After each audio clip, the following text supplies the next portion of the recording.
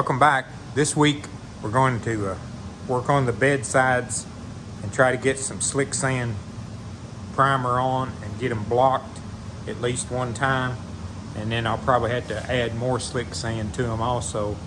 And the cross seals for the bed, I'm going to try to get those laid out.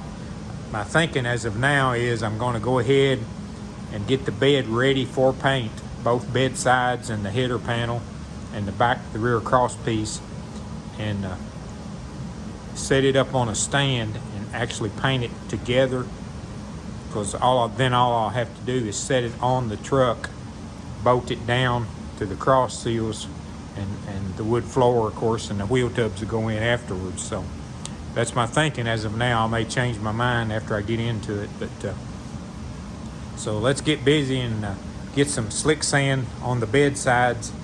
I'm going to put 2 heavy coats.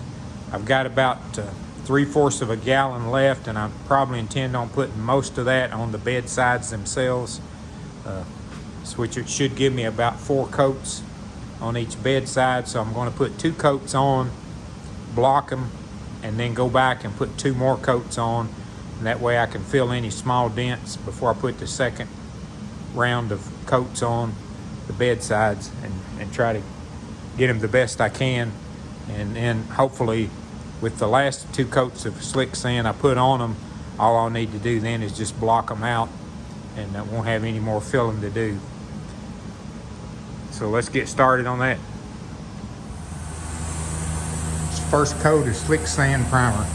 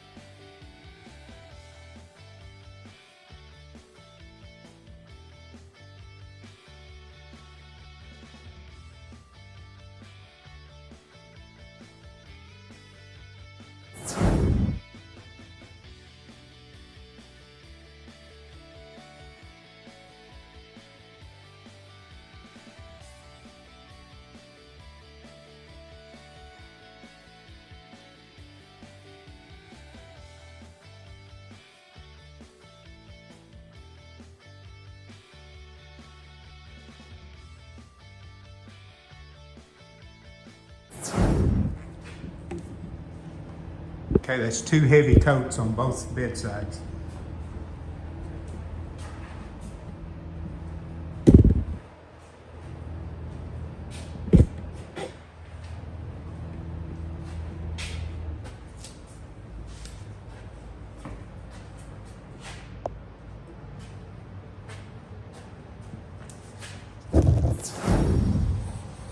All right, I haven't recorded too much of this, but been working on this bedside, and I'm using the thin putty, which is U-pole. I'll show you in a minute here what I use on this, but just putting a skim over all of it and then blocking back over it.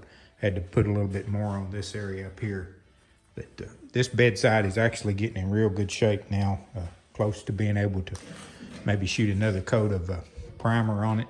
I'm gonna go ahead and block the back side of the bed out. I haven't started on it yet. As soon as I get these places worked down I have left, then I'll flip it. This bedside over here just has 2 coats of slick sand primer on it that I showed you in a previous video. Haven't started blocking on it at all. I'm gonna wait until I get this other bedside done before I actually start blocking on this one.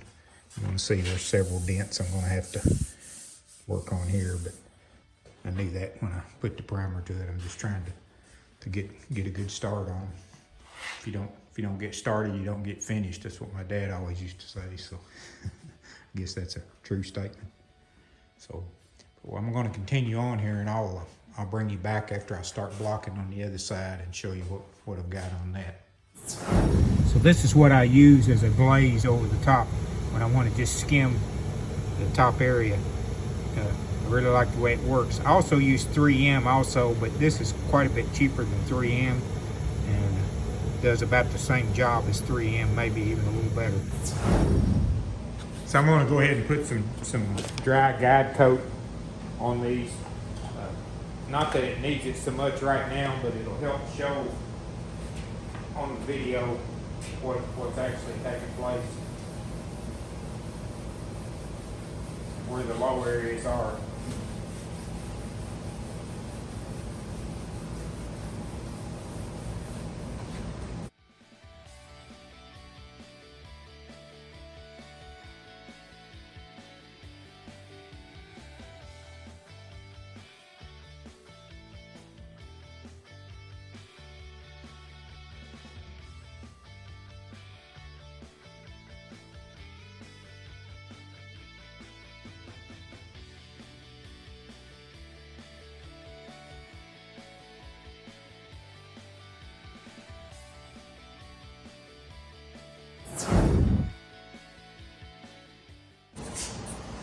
All right, here's after the blocking. Keep in mind, I'm blocking with 80 grit, which is really, really coarse, but I'm just trying to get all the roughness and the low spots out, and that's about what we hit here. But you can see all of this dark area is low spots, of course. Got a pretty large one right in here. You see I've almost cut to the metal here. Got a large one here. Got a little bit right along in here. I'm gonna have to address. This area here would probably fill with 2 more coats of slick sand, so I probably won't put any filler there or there. This lip edge right here has got a dent. This is all covered by trim, but I am still going to go ahead and get it filled out and smoothed up. A couple places there. Down here, I've got a low area there, a little bit right in here that probably slick sand. A couple more coats would more than take out.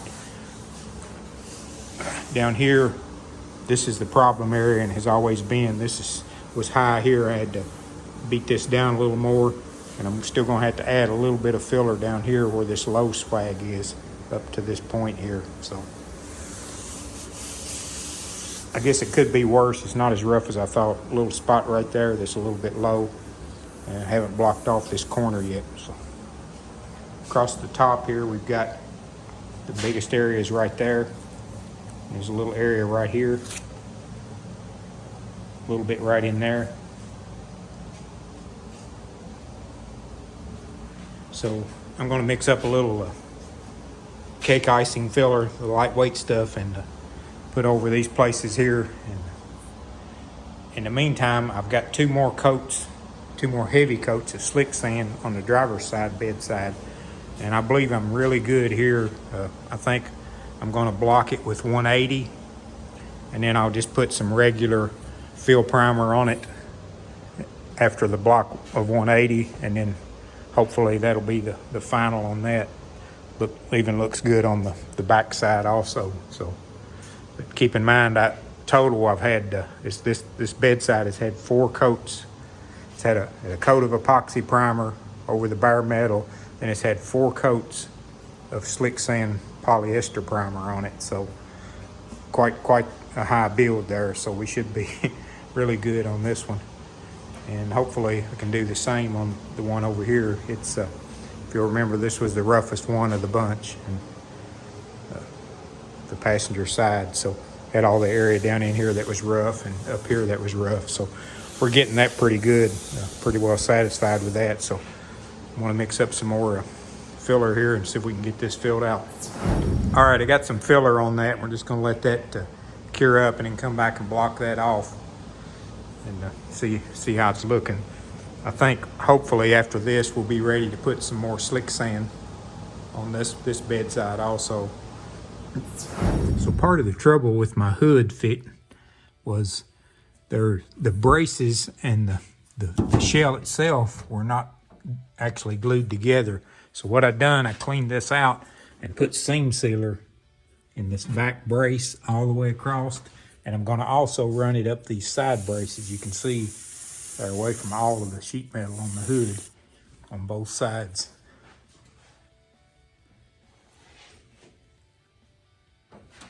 So this should help, hopefully, when put the urethane seam sealer in there, and then when it dries, it should hold the skin of the hood plus hold the braces to the hood. This is a look at my hood fit after I got the urethane sealer in under the braces. If you'll notice, it even closed the line up back here. What was happening when we closed the hood, this back part of this hood was wanting to kick up more, and we couldn't get it adjusted right because the hood skin was actually flexing under the brace. So that cured that problem and got the lines a whole lot better. Still not perfect by no means, but it's a whole lot better than it was before. So I think we're ready to remove the hood and start blocking it off to paint. Probably do that next week. So my intentions on this wood bed floor is, of course, I've got ordered the cross seals in to put in there, but I'm going to put the cross seals on because I don't want any bolts exposed that's holding the bed up through the wood floor. I'm going to get the stainless strips that use the T-bolts, so there'll be no bolts exposed on the top, so I don't want any mounting bolts on there. So this back piece, I've got it temporarily set in here, but I'm just going to drop a bolt in from this side, bolt it down, and then these cross seals, I'm going to get a carriage bolt style to go in the hole, but I'm going to recess it down. I'm going to dimple these down enough to where they won't be sticking up above the board. So when I put my board up through there, you can only get a shot here, you can get an idea, but you can see the front bolt, the front rail there. So my wood will go from there straight up and not have any bolts showing from the top side of the wood floor. I've seen a few other guys do this and wondered how they do it, but that's actually how they do it. And then I think when I get it aligned, I'm going to actually spot these pieces. These just slide right now on here to set against there, but I think when I get everything in alignment, I'm going to go ahead and spot these on each side. Probably just drive them down and spot them just to hold them in place. Keep the bed from actually moving. I don't think it ever could with the header panel and everything on it, but just don't want to take any chances on that. So this center one is just the small that goes across, so for the center support. That's what they look like. Obviously this one's crooked, but you can see there it sits across that.